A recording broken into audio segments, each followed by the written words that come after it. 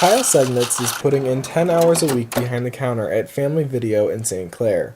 It's not quite what he envisioned when he graduated from Oakland University this spring with a bachelor's degree in history and a teaching certificate. Segnitz says he was aware of the education job market when he switched from the engineering program, but took the gamble because of his passion for teaching. I love it, so I decided to stick with it, even though I knew I probably wouldn't be staying in Michigan long. Segnitz began applying for teaching positions in Michigan after graduation and started working at a local video store to make ends meet in the interim. He continued to work there when it became clear that he would not be finding a job as a full-time teacher. Now Segnitz is struggling to pay off his student loans with the money he is making from the video store and the occasional opening for a substitute teacher. Pretty low paying, and I don't get very many hours, so I'm actually looking for more work. I'm in the process of trying to see if they'll let me defer payments for another 6 months because I already know I won't be able to make payments. Segnitz plans to find more part-time work in Michigan until the hiring season for teachers begins again next summer. He plans to look for teaching jobs out of state and might apply for one overseas through the Department of Defense. Until then, Segnitz says he will be doing his best to pay off his student loans. It's been tough, financially, actually. Pretty tough. Segnitz is one of many recent students in this financial predicament. Only 1 in 2 graduates under 25 with a bachelor's degree were found to be working in a college labor market job in 2009 in a study by Northeastern University's Center for Labor Market. Oakland University career consultant Carol Ann Kettleson works with students, employers, and faculty in both the College of Arts and Sciences and the nursing program. Kettleson says the job doesn't end once students graduate, and she works with many students in Segnitz's position. Unfortunately, in the last several years, we've been seeing more and more alumni who have become out of work.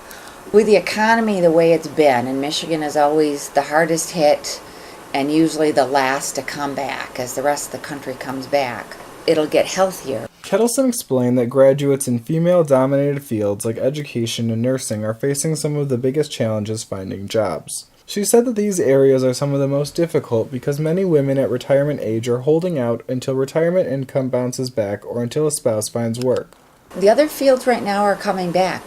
And as the automotive, and again we're so automotive driven, as the automotive gets stronger, engineering, computer science, and then business, and then the arts and science areas, everybody will get healthier. And we're seeing it. We're seeing it come back.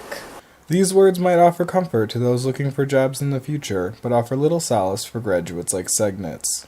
A recent study by the National Center for Education Statistics found that 40% of college students take out student loans. However, paying off student loans can be a challenge in this economic climate.